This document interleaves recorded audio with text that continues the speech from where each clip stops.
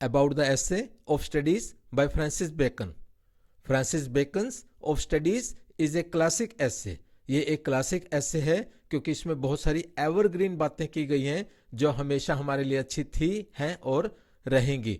That explores the value and purpose of studies in a person's life. और ये जो ऐसे है एक्सप्लोर करता है स्टडीज की वैल्यू और इसका उद्देश्य जो कि एक व्यक्ति के जीवन में होता है. पर्पसेस ऑफ स्टडीज, स्टडीज के क्या क्या उद्देश्य होते हैं, मुख्य रूप से 3 बताए गए हैं: delight, ornament and ability. Delight used for personal enjoyment in private moments. हमारे अपने प्राइवेट मोमेंट्स में हमारी पर्सनल एंजॉयमेंट के लिए, आनंद, प्रसन्नता, खुशी के लिए, हमारी डिलाइट के लिए जो स्टडीज है ये उद्देश्य सर्व करती है. ये इसका उद्देश्य होता है. ऑर्नामेंट, सुशोभित करना, अलंकृत करना. Used for enhancing conversation and discourse. हम जब कोई कॉन्वर्सेशन करते हैं या कोई सेमिनार डिस्कशन करते हैं, कॉन्फ्रेंस करते हैं, तो उसमें अपनी भाषा को सुशोभित करने के लिए हम अपनी स्टडीज का इस्तेमाल कर सकते हैं. मीन्स अपनी नॉलेज का इस्तेमाल कर सकते हैं. ये इसका उद्देश्य होता है. और एबिलिटी, अपनी योग्यता. Used for the judgement and execution of business. चाहे हमें कोई बिजनेस व्यापार करना है या कोई न्याय लेना है, जजमेंट करना है, तो स्टडीज करने से हमारी एबिलिटी बढ़ती है, योग्यता बढ़ती है. तो ये भी एक इसका उद्देश्य होता है. द बैलेंस्ड अप्रोच, संतुलित अप्रोच होनी चाहिए. Spending too much time on studies is laziness. अगर हम बहुत ज्यादा टाइम स्टडीज पर व्यतीत करते हैं तो वो भी सुस्ती का प्रतीक होता है. Over using them for show is affectation. कई लोग अपनी नॉलेज का बहुत ज्यादा दिखावा करते हैं तो वो भी दिखावा गलत होता है. Relying solely on them for judgement lacks practicality. और कई बार कई लोग लकीर के फकीर होते हैं और किताबों में जो लिखा है उससे बाहर नहीं जाते, उनको कोई प्रैक्टिकल नॉलेज नहीं होती, उसको वो लैक करते हैं. तो वो भी व्यक्ति अच्छा जजमेंट नहीं करते क्योंकि वो सिर्फ बुक्स में लिखी नॉलेज के ऊपर ही पूर्ण रूप से डिपेंडेंट होते हैं. Nature versus studies. जो स्टडीज की नेचर है उसको हम समझते हैं स्टडीज परफेक्ट नेचर. जो स्टडीज हम करते हैं इससे हमारी जो नेचर है, हमारी अंडरस्टैंडिंग जो है वो बढ़िया होती है. नेचर का एक लॉ है ये कि जब कोशिश करेंगे और अप्स डाउन्स देखेंगे तो इंप्रूवमेंट होगी. तो एक्सपीरियंस रिफाइंस एंड परफेक्ट स्टडीज. तो इस तरीके से जितना भी हमारा ज़्यादा अनुभव होगा तो उतनी ही रिफाइनमेंट होगी, बढ़िया होगा, उतने ही हमारे अंदर परफेक्शन आएगी. Attitudes toward studies. स्टडीज के प्रति कई लोगों का अलग अलग एटीट्यूड होता है. जो क्राफ्टी इंडिविजुअल्स होते हैं, जो चालाक लोग होते हैं, डिसडेन स्टडीज. वो स्टडीज को ज्यादा इंपॉर्टेंट नहीं मानते, उसका तिरस्कार करते हैं. Simple individuals admire them. जो सीधे साधे से जो लोग होते हैं वो स्टडीज की काफी प्रशंसा करते हैं, कभी सराहना करते हैं, इसको अच्छा मानते हैं. Wise individuals use them appropriately. और जो विद्वान लोग हैं अपनी नॉलेज स्टडीज का सही तरीके से इस्तेमाल करते हैं. The right way to read. हमें किस तरीके से पढ़ना चाहिए, क्या राइट वे होता है. रीड नॉट टू कॉन्ट्रडिक्ट और टू बिलीव ब्लाइंडली. ना तो किसी के कटाक्ष के लिए, किसी के आलोचना के लिए पढ़ो और ना ही आंखें मीच के उस पर विश्वास करने के लिए पढ़ो. Read two way and consider. जब भी आप पढ़ो तो उसको आप तर्क वितर्क के आधार पर सोचो, समझो और तब उसका ज्ञान जो है आगे इस्तेमाल करो. Different books have different purposes. बहुत सारी किताबें होती हैं और सभी किताबों का अलग अलग उद्देश्य होता है. Sum should be tested. इसलिए कुछ किताबें सिर्फ हमें चखने के लिए भी किस प्रकार से क्या उसमें लिखा हुआ है. Others swallowed. कई किताबें अच्छी होती हैं, उसको हमें निकलना चाहिए सारी चीज. And a few digested thoroughly. और कुछ ऐसी होती हैं जिसे हमें चबाना भी चाहिए और डाइजेस्ट भी करना चाहिए. मीन्स सभी किताबों को अपनी जरूरत के हिसाब से, मतलब उनकी वैल्यू के हिसाब से हमें पढ़ना चाहिए और समझना चाहिए. Using others knowledge. दूसरों की जो नॉलेज है उसका इस्तेमाल हमें करना चाहिए. Some books can be read by proxy but distilled books lose their essence.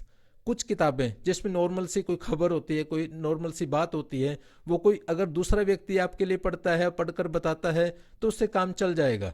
परंतु कुछ अच्छी किताबें होती हैं तो उनके एसेंस को, उनके सार को समझने के लिए वो कोई दूसरा व्यक्ति ना पढ़े, उसको आप खुद ही ध्यान से समझें और पढ़े तो ज़्यादा अच्छा होता है। तो इस तरीके से उस नॉलेज का आप भरपूर फायदा उठा सकते हैं। बेनिफिट्स ऑफ डिफरेंट एक्टिविटीज़, और जो अलग अलग एक्टिविटीज होती हैं उनके अपने अपने बेनिफिट्स होते हैं। Reading fills a person with knowledge, अगर हम सिर्फ रीडिंग करते हैं तो इससे हमारी नॉलेज काफ़ी बढ़ जाती है। और जब हम कॉन्वर्सेशन करते हैं, मेक्स वन क्विक विटेड, हमारी हाजिर जवाबी अच्छी हो जाती है। और राइटिंग जब हम करते हैं, मेक्स वन प्रिसाइज, इससे हम बिल्कुल स्टीक गिने चुने शब्दों में अपनी बात सही ढंग से कह सकते हैं। तो इसलिए रीडिंग, कन्वर्सेशन, राइटिंग, इन तीनों की अपनी अपनी अलग से इंपॉर्टेंस होती है और ये सारी चीज़ें हमें करनी चाहिए।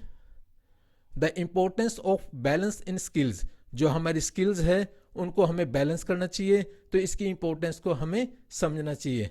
इफ़ वन डजंट राइट, अगर कोई व्यक्ति नहीं लिखता है, they need a good memory, फिर उनकी अपनी कुछ यादाश्त अच्छी होनी चाहिए।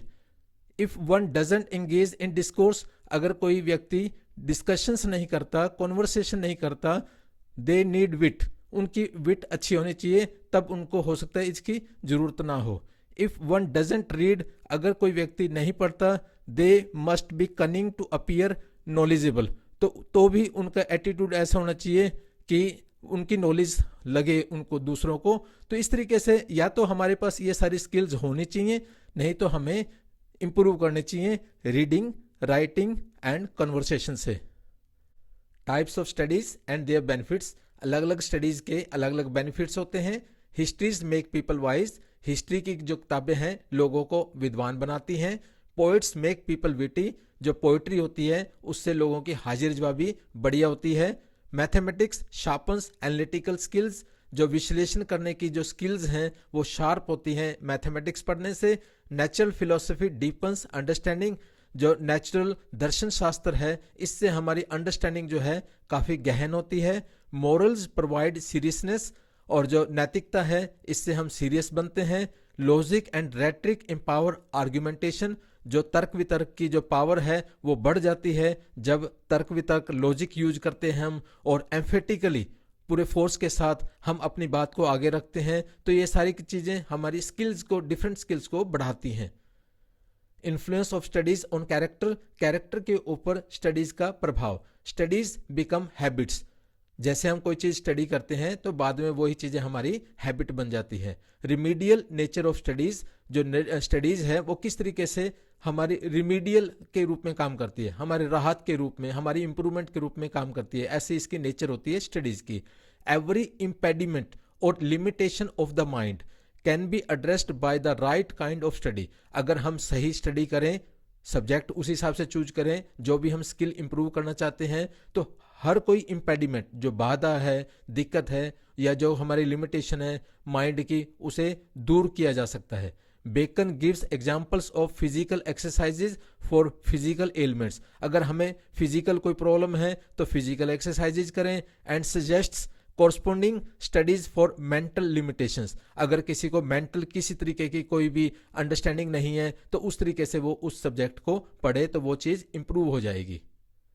Beckons essay emphasises the importance of a balanced approach to studies, एक बैलेंस्ड अप्रोच की बात कर रहा है स्टडीज के प्रति। And underscores their relevance in personal and professional development, चाहे हमें पर्सनल डेवलपमेंट करनी है या प्रोफेशनल डेवलपमेंट करनी है तो इस चीज़ की इंपॉर्टेंस को समझें कि उस तरीके का हम सब्जेक्ट या चीज़ पढ़ें जो हमें इंप्रूव करनी है। The essay is a rich source of wisdom on the topic of learning and knowledge acquisition, जो भी हमें नॉलेज लेनी है या जो भी लर्न करना है, हमें सही विजडम लेने के लिए हमें कौन सी किताब कैसे पढ़नी चाहिए, तो इस तरीके की एक अध्ययन यहाँ इस ऐसे के अंदर किया गया है और हमें बताया गया है। Thank you, please like and subscribe.